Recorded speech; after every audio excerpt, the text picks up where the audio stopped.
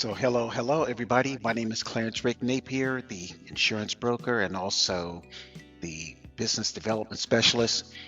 Today is Friday, October 4th, and I just want to give people some updates about what's going on and just to let people know that now is the time for people to start planning their 2025. And then for some people, you still need to get out of 2024 in good business health.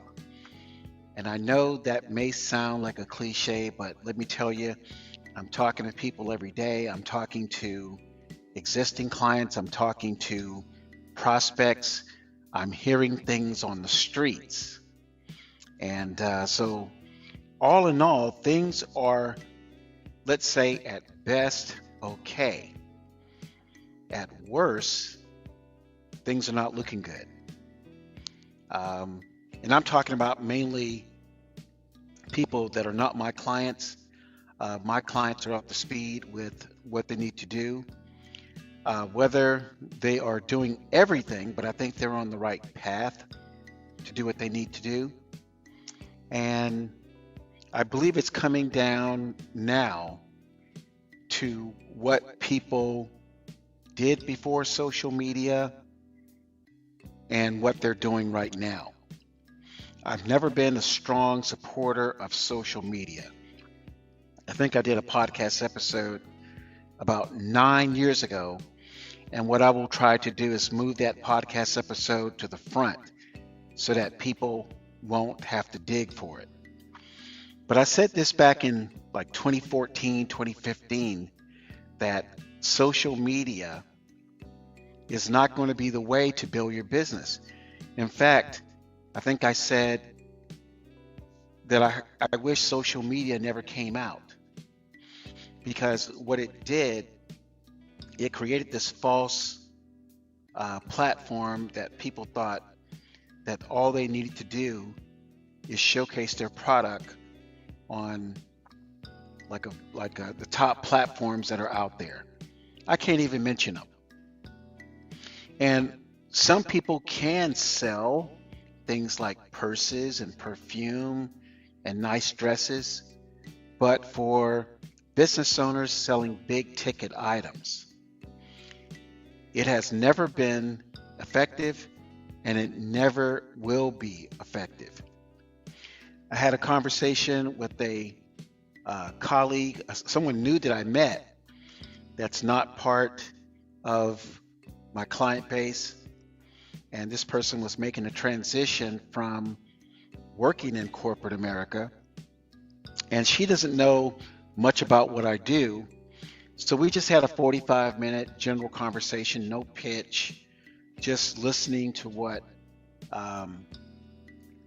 she was, talking about. And she had just made an exit from corporate America and is looking to get started into something new. So the conversation was very fruitful for both of us because she got a chance to ask me some questions. I got a chance to find out what her past was like in the corporate America. And to make a long story short, this person is well suited to move forward and be successful. And not, in my opinion, not so much going back to a 6-figure job, 9-to-5 job, but more so working as a consultant. Because what I told her, I said, I was going to use her initials. I said, V, if you want to get a job at 6 figures, the first thing a corporation or the hiring authority is going to want to know, if they don't say it explicitly, it depends on how high you are at the top of the hierarchy. But if you're looking at 6 figures, the company's going to say, if I bring on V at 6 figures, let's say $150,000, what type of direct or indirect ROI can I expect? So the direct ROI would be V is closer to moving a product or service that's generating, let's say, $700,000 compared to V's salary. So let's say V is generating with her input, you know, at least, 750, $1 million. Well, that will be a reason to hire V. But let's say it's indirect. Let's say V is working in some type of management system or management team where people are improving something. They're improving customer service. They are improving having less losses. They're improving the accounting system where managers are able to make better decisions that yield better financial results. Then that's possible. But in speaking with V, it was interesting when I shifted toward consulting and fixing problems. V must have identified 10 items that I use in the 321 Biz Development Sales System training.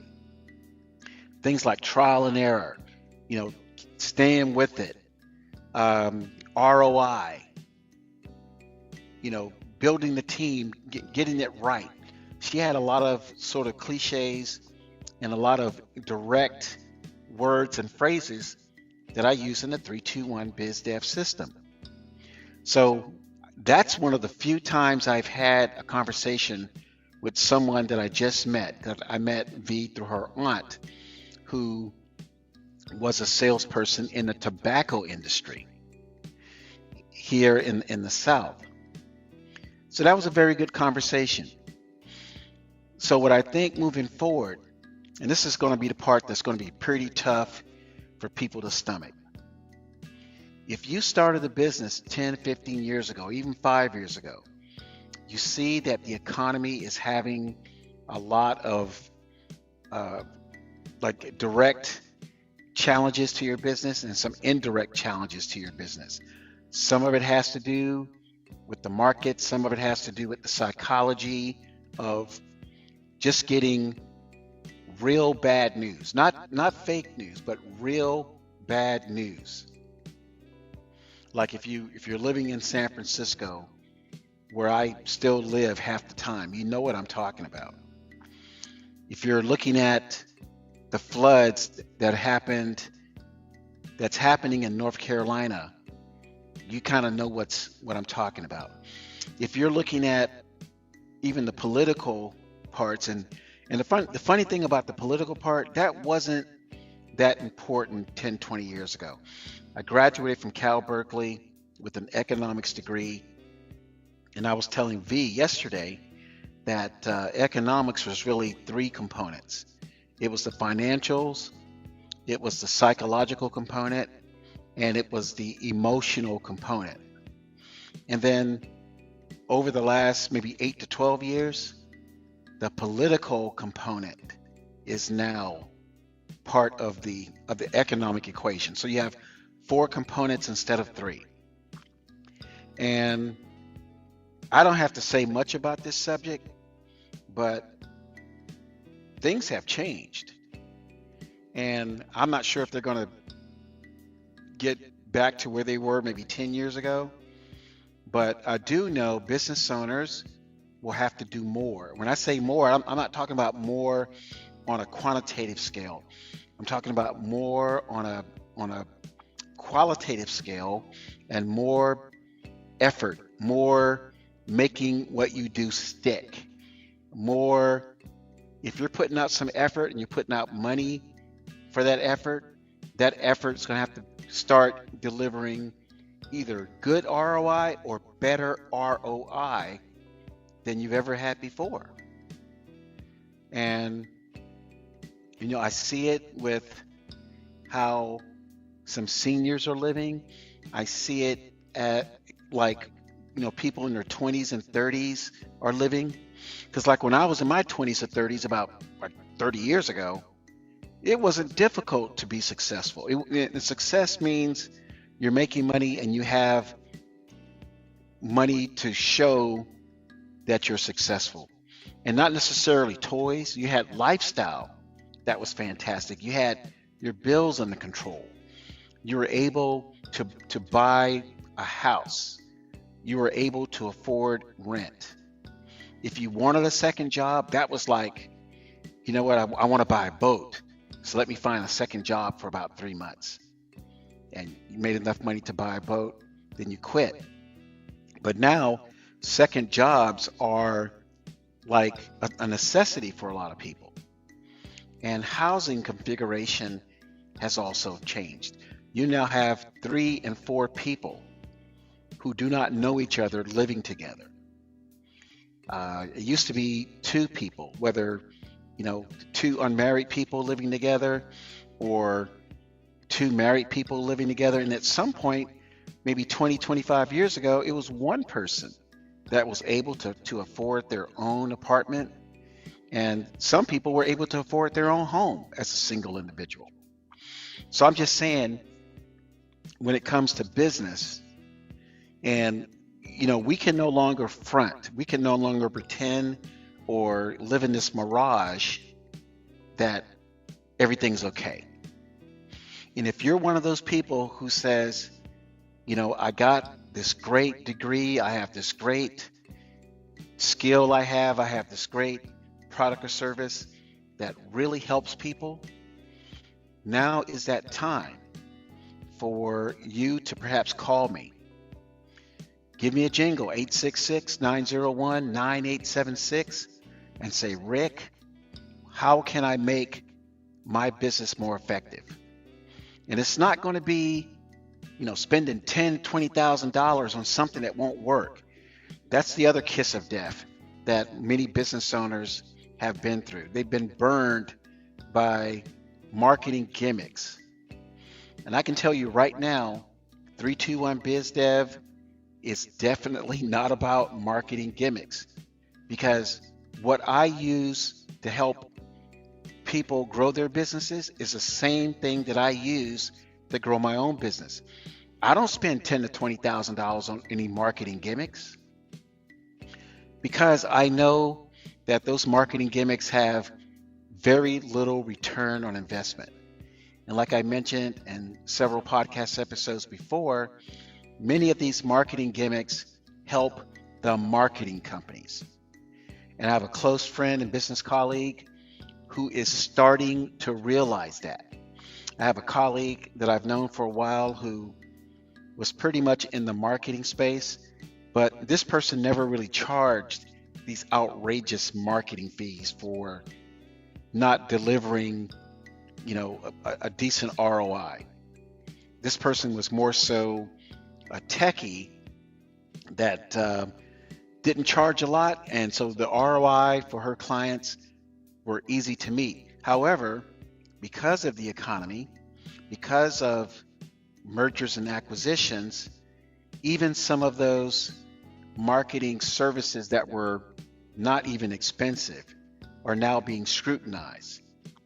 And so for the very first time, many of my colleagues are saying, okay, so how do we get back to where we were back in 2005, 2008, when we put in the hard day's work in sales and marketing, and damn it, it delivered some results.